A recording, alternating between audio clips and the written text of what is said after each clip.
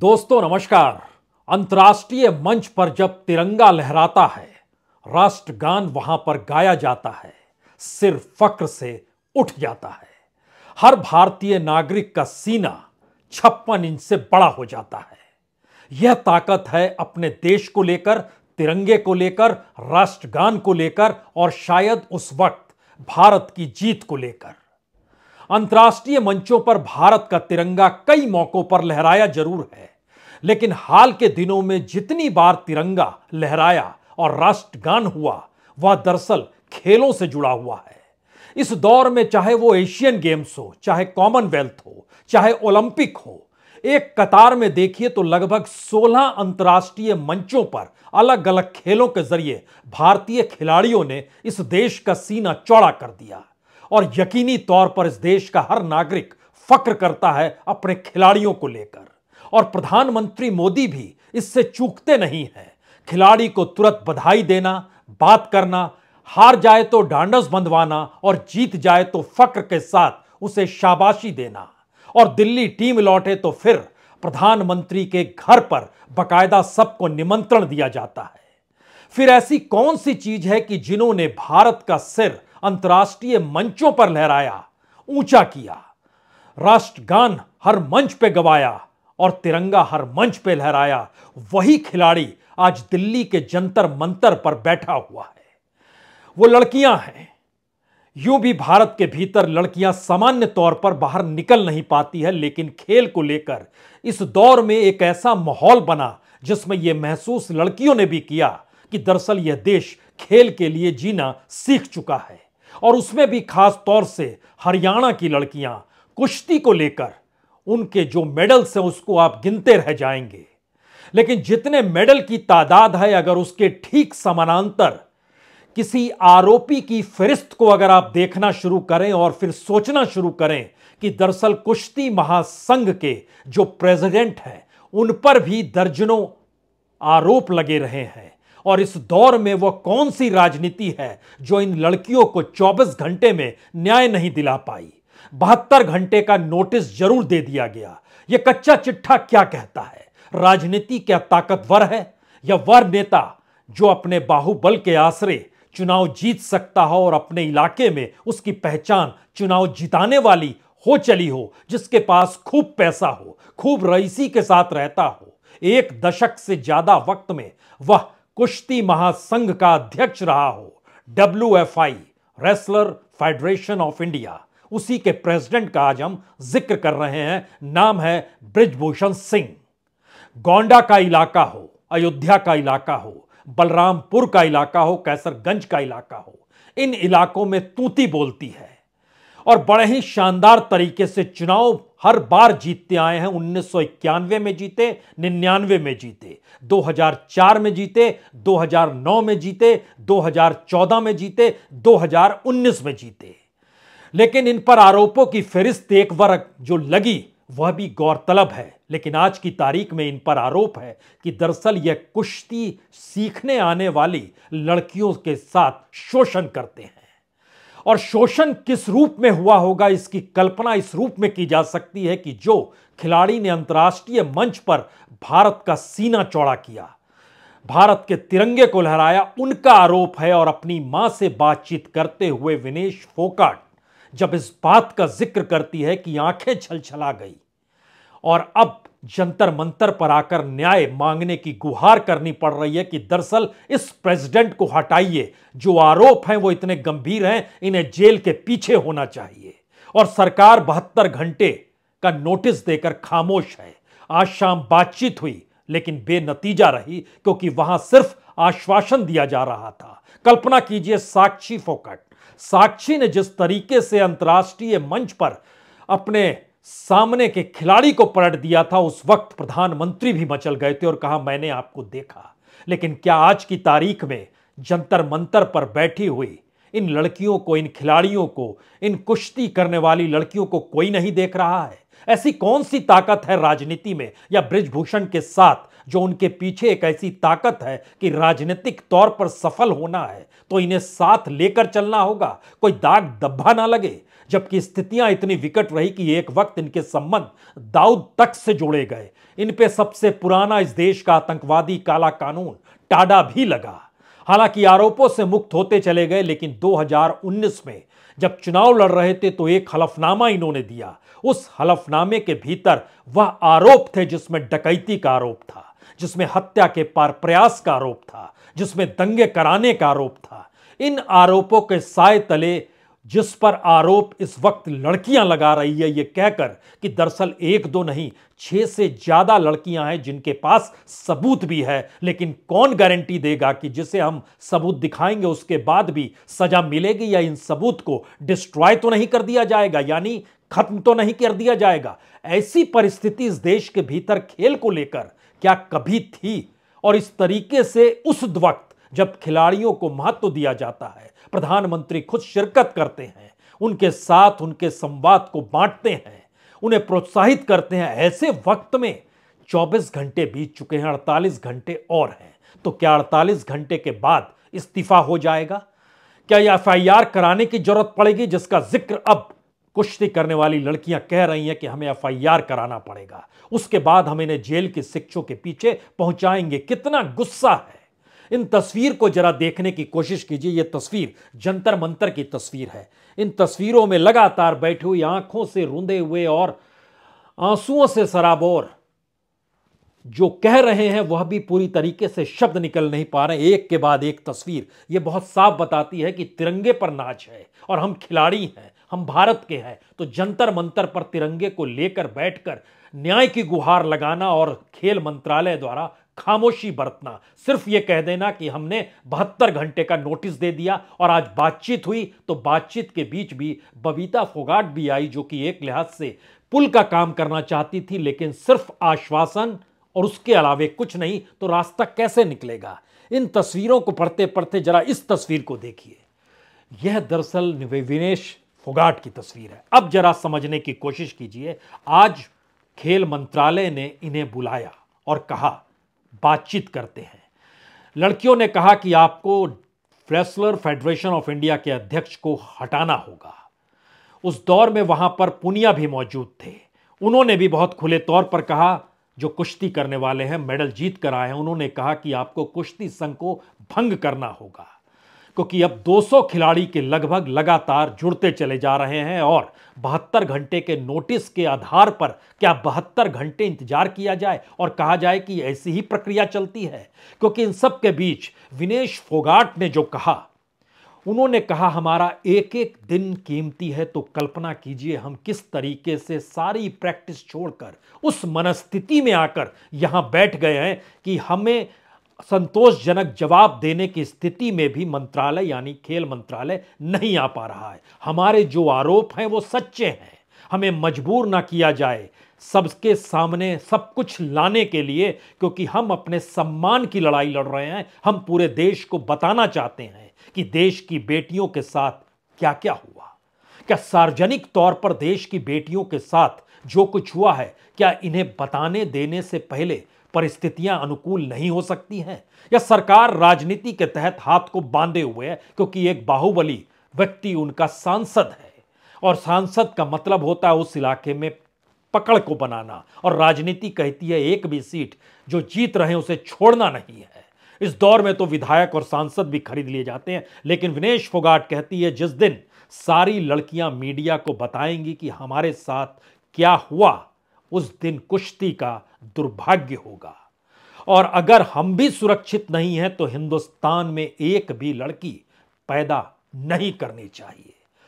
सोचिए दिल पर हाथ रखकर कि किन परिस्थितियों में इन बातों का जिक्र विनेश फोगाट कर रही हैं, और उनके साथ वो पूरी कतार खड़ी है जो कुश्ती में भारत का सिर अंतर्राष्ट्रीय मंच पर ऊंचा कर चुकी है, तिरंगा लहरा चुकी है, राष्ट्रगीत गाना पड़ा। अंतर्राष्ट्रीय मंच पर जो प्रथम आता है, जो गोल्ड जीतता है, उस देश का राष्ट्रगान होता है। जीतने के बाद जब तमगा पहनाया जाता है, इसको भी इस देश ने कई मौकों पर देखा। और वही खिलाड़ी आज की तारीख में जंतर मंतर पर है। क्योंकि इस दौर में जरा समझना अब शुरू कीजिए, जिस शख्स का जिक्र है बृजभूषण सिंह का, उनके खिलाफ जो पेंडिंग केस था वो अयोध्या गोंडा के 4 केस पेंडिंग पड़े हैं, डकैती, हत्या के प्रयास और दंगों का। रेसलिंग फेडरेशन ऑफ इंडिया में 1 दशक से ज्यादा से वो प्रेसिडेंट बने हुए हैं और कहा जा रहा है कि वह जिस लहजे में बात करते हैं, एक बार झारखंड में मंच पर ही एक रेसलर को उन्होंने थप्पड़ मार दिया। बड़ा बवाल हुआ, लेकिन इन पर एक आंच नहीं आई। जो चाहते हैं सो कहते हैं। बीते दिनों जब बाढ़ आई थी गोंडा में, तो इन्होंने मुख्यमंत्री और सरकार को भी आड़े लिया और कहा कि क्या चीज है, आपसे कुछ संभलता नहीं है, सीधे निशाने पर लिया। बीजेपी से करीब आते राज ठाकरे को लेकर उन्होंने कहा था, अयोध्या आओ, पाठ पढ़ा देंगे तुम्हें। लेकिन इन शब्दों से पहले जरा समझने की यह भी कोशिश कीजिए कि 90 के दशक के बाहुबली बृजभूषण सिंह पर टाडा क्यों लगा था। हालांकि टाडा के आरोप से वो मुक्त हो चुके हैं, लेकिन उस वक्त दाऊद के साथियों को, सही नाम दाऊद इब्राहिम का ही हम जिक्र कर रहे हैं, उनके साथियों में एक नाम आपको याद होगा, भाई ठाकुर। भाई ठाकुर का और असल नाम जयेंद्र ठाकुर था। सुभाष सिंह ठाकुर दूसरे थे।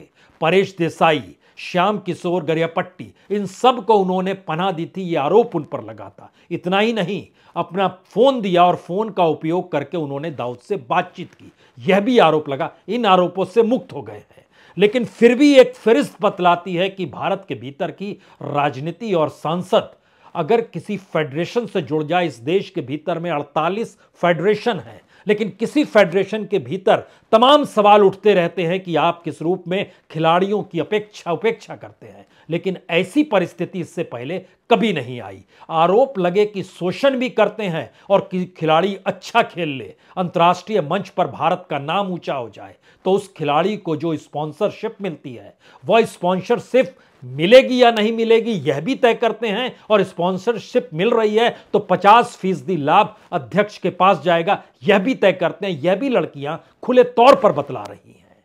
यह मैसेज क्या है कि आप किसी संघ से जुड़कर जब आप काम फेडरेशन में कर रहे हैं, तो क्या वो अपने यहां अब खिलाड़ियों को भी सुरक्षित रख पाने की स्थिति में नहीं है। क्योंकि खुद महावीर फोगाट जब सामने आए तो उन्होंने बताया कि खाना तक सही नहीं मिलता है। उनकी बेटी गीता, बबीता, संगीता, रितु ये अपना खाना बनाती थी और किस रूप में रहती थी, और जो स्थिति बृजभूषण सिंह की है, उन्हें हरियाणा से चलकर आना का फिल्म दंगल जो बनी थी, इन्हीं पर बनी थी, महावीर फोगाट पर।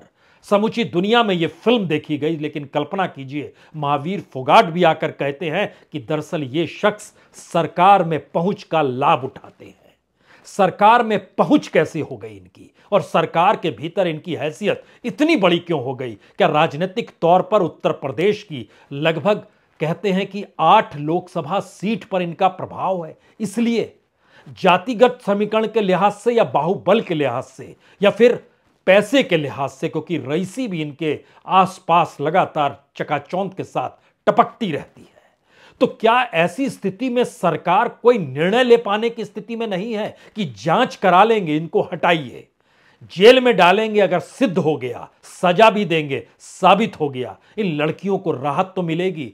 क्योंकि लड़कियां लगातार जो एक्सरसाइज करती हैं, हर दिन के भीतर जो उन्हें प्रैक्टिस करनी पड़ती है, उससे वो वंचित, और किस मानसिक परिस्थिति को लेकर कुश्ती लड़ी जाती है। अंतर्राष्ट्रीय विशेषज्ञों से पूछिए, वो कहते हैं कि कुश्ती लड़ने के लिए जितनी एकाग्रता चाहिए और जिस तरीके से एक ऐसी परिस्थिति चाहिए जहां पर मन किसी भी हालत में दाएं बाएं ना भटके, यहां तो पूरी जिंदगी भटकाने की परिस्थिति में इस सिस्टम में लाकर खड़ा कर दिया गया कि हम क्यों नहीं हटाएंगे फेडरेशन के प्रेसिडेंट को। इस बात का जिक्र लगातार दिल्ली के उस जगह पर हो रहा है जहां बैठे हैं, जो जंतर मंतर का इलाका है। ये कल्पना के परे है कि कल से बैठे हैं और कल भी बैठे रहेंगे, क्योंकि आज जब बातचीत हुई तो उसमें मंत्रालय के अधिकारी तमाम आश्वासन दे रहे थे कि आपने कह दिया, हमें भी वक्त दीजिए, आप हमें वक्त देंगे तो हमने तो नोटिस देखिए कल ही भेज दिया है, नोटिस भेजा है तो कुछ घंटे तो लगेंगे ही, 72 घंटे का वक्त लगेगा। और देखिए एजीएम होने वाली है 22 तारीख को, तब तक तो रुक जाइए, एजीएम में कोई निर्णय तो हो ही जाएगा। और जो शख्स जिस पर आरोप लगे हैं वो खुले तौर पर कहता है आरोप साबित हो गए तो मैं फांसी लगा लूंगा। कमाल की स्थिति है।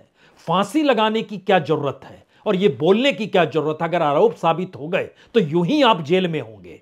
और इन परिस्थितियों का कोई मतलब नहीं है, क्योंकि देश एक व्यवस्था से चलता है, कानून से चलता है। लेकिन आप इमोशनली चीजों का मैं फांसी लगा लूंगा, इसके बोलने की क्या जरूरत है? अगर इस परिस्थिति को थोड़ा और समझिए तो विनेश फोगाट ने अपनी मां से जब इन बातों का जिक्र किया, जैसा महावीर फोगाट ने बतलाया कि विनेश फोगाट ने मां से बताया किस तरीके के परिस्थितियां संघ के भीतर पैदा की जाती है और तमाम कैंप जो लगते हैं वो लखनऊ में लगते हैं, हरियाणा में नहीं लगते हैं। बृजभूषण सिंह हरियाणा नहीं आते हैं, लखनऊ में उनका घर भी है। तो जिस तरीके से कैंप लगाए जाते हैं, उन कैंपों के भीतर क्या होता है, वह सब कुछ जब मां से शेयर कर रही थी तो मां ने कहा यह तो बहुत ही खराब स्थिति है। और इस परिस्थिति में उनको डांडस मिला कि जब मां भी ऐसा सोचती है, परिवार के भीतर इस बात को लेकर इतना आक्रोश है, तो मुझे इस देश के सामने इन परिस्थिति को लाना पड़ेगा। बड़ी हिम्मत का काम होता है जिस दौर में सत्ता अंदाज उसका मदमस्त हो चला हो, उस सत्ता के सांसद के खिलाफ सड़क पर उतरकर यह कहना कि इसे जेल में डाल दो, यह कहना कि इसे तुरंत इससे इस्तीफा लो, इसको प्रेसिडेंट पद से हटा दो, बड़ा मुश्किल काम होता है। क्योंकि राजनीति इस दौर में कैसे देश में चल रही है हर कोई जानता है, लेकिन खेल को लेकर संवेदनशीलता प्रधानमंत्री के जरिए बार बार दिखाई दी है, इससे इनकार नहीं किया जा सकता है। और खिलाड़ियों का मनोबल जिस तरीके से बढ़ाया गया, यह भी इनकार नहीं किया जा सकता है। लेकिन फिर ऐसी कौन सी चीज है कि अगर खेल और राजनीति टकराएंगे तो सरकार राजनीति चुनेगी, क्योंकि राजनीति सरकार बनाने में मदद करती है। और सरकार संवेदनशील हो तो जब वो सरकार ही नहीं रहेगी तो उसकी संवेदनशीलता का क्या मतलब है? क्या इस परिभाषा के तहत राजनीति को बचाया जा रहा है? इसके तहत अपनी एक एक सीट देखी जा रही है, बाहुबल को पनाह दी जा रही है, जो आरोप लग रहे हैं उस पर आंख मूंद ली गई है, और उसको किस तरीके से सामान्य तरीके से चीजें चली जाए। क्योंकि बृजभूषण सिंह का पूरा परिवार ही राजनीति में है, उनके बेटे भी विधायक हैं, यह भी समझिए। इसके बाद यह भी प्रतीक भूषण सिंह जो हैं ये एमएलए हैं गोंडा सदर सीट से, और उनकी पत्नी जो केतकी सिंह है वो प्रेसिडेंट है गोंडा जिला पंचायत की। ये खुद गोंडा से लड़े, बलरामपुर से लड़े, अयोध्या से लड़े, तो एक इनका अपना प्रभाव रहा है। और फिलहाल कैसरगंज यूपी से ये सांसद है।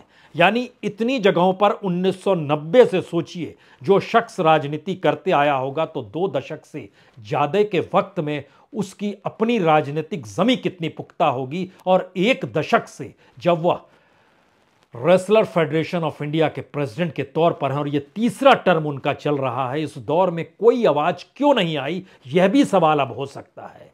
इस दौर में जब लड़कियां आकर कह रही हैं कि भारत तो और मेडल जीत जाता अगर इस तरीके से महासंघ के भीतर शोषण ना होता, एक्सप्लॉयटेशन ना किया जाता, तो इसका मतलब है कि मनोबल गिरा दिया जाता है। उत्तर प्रदेश के भीतर मनोबल गिरा दिया गया क्या? यह सवाल भी अब कुश्ती करने वाली लड़कियां खुद बता रही हैं कि कैंप लखनऊ में जरूर लगते हैं, लेकिन उत्तर प्रदेश के कुश्ती खिलाड़ियों को किस तरीके से शोषण के जरिए दरकिनार कर दिया गया। और आज उन सबको फोन आ रहे हैं कि दीदी आप लड़ते रहना। ये दीदी हमारे पीछे जो तस्वीर है, आंखों में आंसू है, विनेश फोगाट की तस्वीर है जो लड़ने के लिए आई, और उसके बाद एक एक करके और लोग जुड़ने, कल 2 थे, आज 7 हुए। फिर पूनिया जब सामने आए ये कहते हुए कि दरअसल हमारे पास प्रूफ भी है, हम प्रूफ भी दिखाएंगे, लेकिन प्रूफ कहां पर दिखाएं? जहां से न्याय की आशा हो, या न्याय भी ताकतवर के पास ही होता है। कमजोर के जरिए न्याय नहीं मिलेगा। तो उन्होंने प्रधानमंत्री और गृह मंत्री का नाम लिया कि दरअसल हम उनके सामने सारे प्रूफ भी रख देंगे। देर किस बात की है, इंतजार किस बात का है? सारी परिस्थितियां, सारे पन्ने खुले हुए हैं। अध्यक्ष की पूरे अतीत का कच्चा चिट्ठा है, मौजूदा वक्त का भी कच्चा चिट्ठा है, खिलाड़ियों की अपने खेल का कच्चा चिट्ठा है, उनके मेडल जीतने का कच्चा चिट्ठा है। फिर इंतजार किस बात का है? नारों से देश नहीं चलता है, बेटी बचाओ कहने से देश नहीं चलता है। और यह बार बार साबित हुआ है कि राजनीति के आगे ये नारे भी कमजोर क्यों पड़ जाते हैं, क्योंकि राजनीति सत्ता दिला देती है। फैसला तो करना होगा कि राजनीति को सामान्य तरीके से उस दिशा में ले जाकर खड़ा किया जाए जहां किसी पर कोई आंच ना आए। क्योंकि एक राजनीतिक परिवार का सवाल है जिसकी दमक 8 से 9 लोकसभा की सीटों पर है, और उत्तर प्रदेश के विधानसभा के भीतर जो लगभग 17-18 विधानसभा की सीटों को प्रभावित करते हैं। क्या इस दृष्टि से देखा जा रहा है, या उस बाहुबल को देखा जा रहा है, उस पूंजी को देखा जा रहा है? किसको देखा जा रहा है? तय तो करना चाहिए। और 72 घंटे और फिर एजीएम की बैठक, उसका इंतजार की एसक्यूटी मिलेगी और उसमें ऐलान कर देंगे मैं पद छोड़ रहा हूं, और बड़ी गरिमा के साथ कहेंगे देखिए मुझ पर आरोप लगा, मैंने पद छोड़ दिया। ऐसे न्याय नहीं होता है। सवाल पद छोड़ने का नहीं, सवाल है कि उस न्याय की प्रक्रिया के भीतर फैसले तक पहुंचने से पहले जो फैसले लिए जाते हैं महत्वपूर्ण वो होता है। सरकार कोई फैसला लेना नहीं चाहती है क्या, और बचना चाहती है कि एक सामान्य तरीके से गद्दारी और कद्दावर नेता की जो विदाई हो वो इस तरीके से हो कि राजनीति भी समझ जाए और खिलाड़ी भी खुश हो जाए। ऐसी परिस्थिति, कम से कम मानसिक शोषण जो हो रहा हो, और मां के सामने जब बेटी रोकर घर से निकली हो और दिल्ली के जंतर मंतर पर आकर बैठ गई हो, यह कोई सामान्य परिस्थिति नहीं है। सरकार को सोचना चाहिए, क्योंकि आखिरी के 2-3 सवाल बड़े मायने रखते हैं। इस देश के भीतर में जिन पर आरोप लगे हुए हैं, जो सांसद हैं, उनसे हम क्या ये अपेक्षा कर सकते हैं कि वो आने वाले वक्त में कोई अपराध नहीं करेंगे? मुश्किल है। अगर वो अपराध करेंगे तो क्यों नहीं उन्हें राजनीति में ही सीमित रखा जाए, उन्हें कम से कम इस तरीके से फेडरेशन का अध्यक्ष, प्रेसिडेंट, चेयरमैन नहीं बनाया जाए। और जिस देश के भीतर खेल और खिलाड़ी इतना संघर्ष करता है कि यहां इतनी बड़ी जनसंख्या के बीच वो चमकते हुए सितारे की तरह निकल कर आता है, तो ऐसे में उसको पनाह देना, सुरक्षित रखना और उसको मानसिक परिस्थितियों को शायद इस भाव के साथ खड़े रखना कि दरअसल यह हिंदुस्तान है जहां महिलाओं की रक्षा सत्ता करती है, ये भाव कैसे आएगा और किस रूप में आएगा? और तीसरा बड़ा सवाल, अगर राजनीति और खेल के बीच चुनने की स्थिति में सरकार दोराहे पर आकर खड़ी हो गई है, तो राजनीति को इस देश का खेल मत बनाइए। इस देश को खेल खेलने दीजिए, खिलाड़ी को बचाइए, नेताओं को और पदाधिकारी को मत बचाइए। यह संदेश मौजूदा वक्त में खुले तौर पर निकल रहा है, आंसुओं के साथ। कोई पढ़ ले तो ठीक, अन्यथा मेडल जीतते वक्त, तिरंगा लहराते वक्त, राष्ट्रगान के वक्त आप भावुक हो सकते हैं, बतला सकते हैं, फोन कर सकते हैं, खिलाड़ियों को यहां बुलाकर उनका सम्मान कर सकते हैं, उनके साथ खान पान कर सकते हैं, लेकिन ये सारी चीजें एक क्षण में धुल जाएगी अगर न्याय खिलाड़ियों को नहीं मिला इस ताकत के साथ कि जिसने गड़बड़ी की है उसे सजा मिलेगी। बहुत बहुत शुक्रिया, बहुत बहुत शुक्रिया।